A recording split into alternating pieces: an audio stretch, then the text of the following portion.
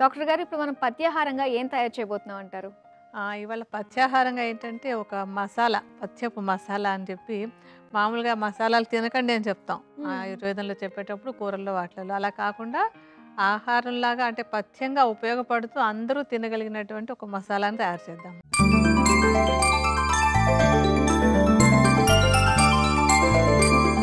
మరి ఇప్పుడు మనం తయారు చేసుకోబోతున్నాం పథ్యంగా తయారు చేసుకునే మసాలా. మరి దీని తయారీకి కావాల్సిన పదార్థాలేంటో చూసేయండి. సైంధవ లవణం, సొంఠి, చింతపండు, దానిమ్మ పెచ్చులు, తులసి మంజరులు, మిరియాలు, జీలకర్ర, ధనియాలు, చక్కెర. కావాల్సిన పదార్థాలేంటో చూసారు కదా! మరి ఈ మసాలా ఎలా తయారు చేసుకోవాలో డాక్టర్ గారిని అడిగి తెలుసుకుందాం. మరి డాక్టర్ గారు స్టార్ట్ చేద్దాం.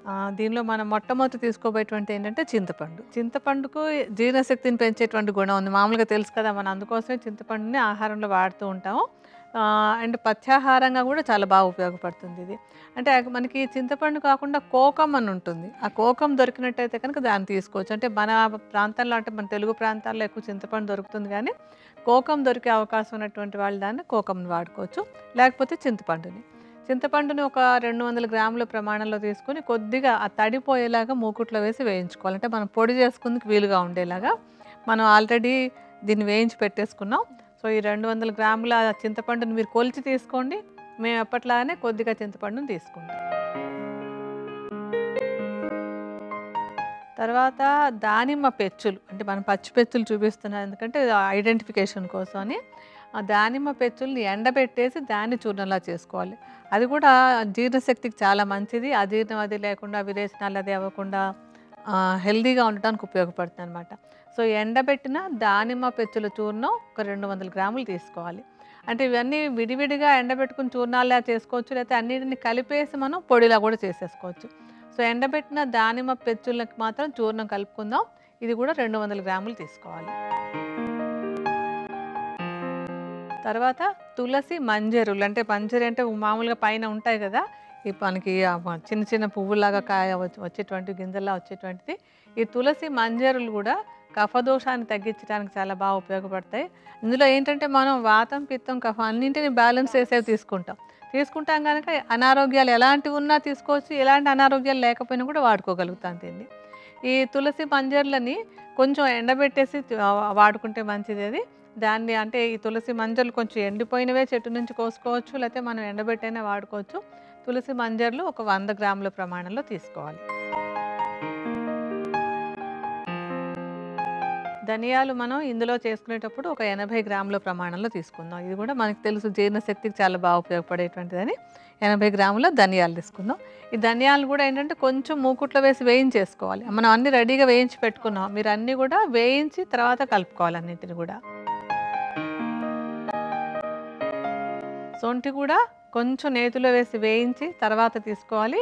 సొంఠిని ఒక 40 గ్రాముల ప్రమాణంలో తీసుకోవాలి. వేయించి దాన్ని పొడి చేసేసుకుంటే మంచిది. ఎందుకంటే ఒక్కొక్కసారి కొన్ని కలిసిన తర్వాత బాగా పొడవుతాయి, కొన్ని విడివిడిగా పొడి చేసుకోవాల్సి వస్తుంది. అందుకని కొంచెం అనుభవంతో చూసుకోవాలన్నమాట, ఎంత బాగా పొడి అవుతుందా లేదా అన్నది చూసుకుని పెట్టుకోవాలి. సొంఠిని ఒక 40 గ్రాములు కొంచెం నేతిలో వేయించి దాన్ని కూడా తీసుకోవాలి. తర్వాత జీలకర్ర, వేయించి పెట్టుకున్నటువంటి జీలకర్ర ఒక 10 గ్రాముల ప్రమాణంలో సరిపోతుంది. అంటే కొద్దిగా వేసుకుందాం జీలకర్ర కూడా. తర్వాత మిరియాలు కూడా ఒక 10 గ్రాములు. తర్వాత ఇందులోకి మరి కొంచెం రుచి ఉండాలి కదా, కాస్తంత ఉప్పు, అంటే సైంధవ లవణాన్ని సుమారుగా ఒక 20 గ్రాముల ప్రమాణంలో తీసుకోవాలి. ఇప్పుడు ఇందులో మనం చక్కెర కూడా కలుపుకుంటాం. ఇక్కడ ఒక పాయింట్ చెప్పదలుచుకున్నాను. ఇదేంటంటే మనం చక్కెరను కూడా కలిపేసి ఒక పొడిలాగా చేసేసుకున్నటువంటి దాన్ని పానీయంలాగా, అంటే నీళ్ళలో కలుపుకొని తాగడమో, మజ్జిగలో కలుపుకొని తాగడమో, లేకపోతే చపాతీలో నంచుకొని తినడమో చేయొచ్చు. అలా కాకుండా కూరల్లో జల్లుకుందాం అనుకున్నప్పుడు చక్కెర లేకుండా మిగతావి కలిపేసుకోవాలి. సో మనమైతే అన్నీ కలుపుతున్నాము, కానీ మీరు కూరల్లో కలుపుకుందామని అనుకుంటే కనుక చక్కెర లేకుండా ఇప్పటి వరకు చెప్పినటువంటి పదార్థాలనే ఒక పొడిలాగా చేసుకోండి. మనం ఇప్పుడు ఏంటంటే అన్నింటికి సరిపోయేలాగా సుమారుగా ఒక 400 గ్రాముల ప్రమాణంలో చక్కెర కలుపుకోవాలి. కొంచెం ఎక్కువగా వేసుకోవాలన్నమాట.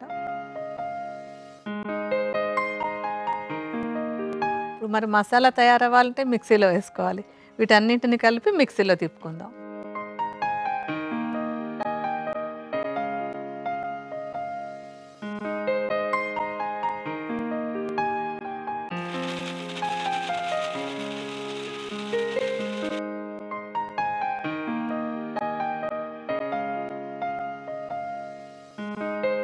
పచ్చి గుమగుమలాడుతోంది కదా, ఎంత గుమగుమలాడిపోతుంది. వాసన వస్తుంది అది. సో మన పచ్చపు మసాలా అంటే పచ్చంగా ఉపయోగపడేటువంటి మసాలా రెడీ అయిపోయినట్టే ఇంకా అది. సో అన్ని కూరల్లోని అలాగే పానీయాలుగా ఇప్పుడు వంటలు అవి చేసుకునేటప్పుడు కూరల్లో పైన జల్లుకోవచ్చు.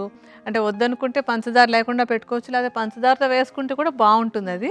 అలాగే దీన్నే అప్పుడప్పుడు మనం కొంచెం ఏదో ఒక కడుపులో డైజెస్టివ్ సిస్టమ్ అది బాగాలేదనిపించిన ఒట్టిగా కూడా కొంచెం నీళ్ళల్లో అంటే ఒక చెంచాడు ఈ మసాలాని ఒక చిన్న కప్పు నీళ్ళలో కలుపుకొని తాగేసేయచ్చు, లేకపోతే కొంచెం మజ్జిగలో కలుపుకొని తాగొచ్చు.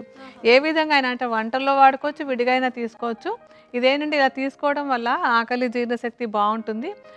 జనరల్గా కూడా ఏంటంటే కొంచెం అరగని పదార్థాలు అవి తిని ఇబ్బంది పడుతూ ఉంటారు. మామూలు మసాలాలు వేసుకుంటుంటే అరుగుదలలో ఇబ్బంది వస్తుంది. కానీ మనం ఇందులో వేసుకున్నటువంటి సొంఠి, జీలకర్ర, ధనియాలు, చింతపండు, దానిమ్మ పెచ్చుల చూర్ణం అన్నీ కూడా జీర్ణశక్తిని బాగా ఉంచుతాయి. సో మంచి వెరైటీ వంట చేసుకున్నప్పుడు కూడా ఇది కలుపుకున్నట్టయితే కనుక అరుగుదల బాగుంటుంది.